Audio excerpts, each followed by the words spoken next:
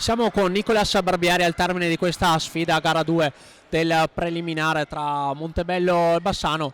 Nicolas, il Montebello è riuscito a vincere questa sera, ma ricordiamo la qualificazione è vostra, si parte già mercoledì sera contro il Forte dei Marmi, sarà una sfida durissima, ricordiamo contro i primi classificati.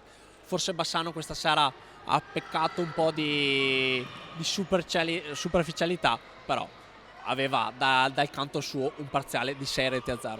Sì, avevamo deciso di non fare, di non essere superficiali più che altro. Ovviamente verso la fine abbiamo avuto anche un po' di sfortuna, abbiamo girato un po' la squadra, l'importante era passare il turno. Sapevamo che venivamo qua e non avevamo la vita facilissima. Ma va bene così. Ora la sfida col Forte dei Marmi sarà un divertimento e una gioia giocarla. Sono sfide che di certo piacciono perché i playoff fanno un po' storia a sé.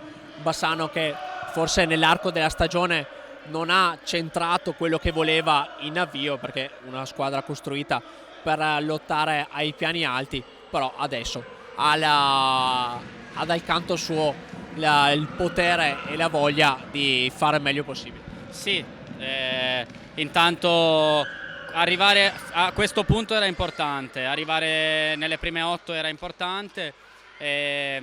Ovviamente abbiamo avuto una grande assenza che è quella di Scuccato, che non è una scusa, però lo menziono perché siamo molto dispiaciuti di non aver potuto giocare con lui, perché comunque è un giocatore forte che poteva dare sicuramente più intensità alla nostra squadra. Però siamo qui, ci giochiamo i playoff come sempre con gioia, siamo contenti di incontrare il Forte dei Marmi e vediamo come va, ma nessun problema.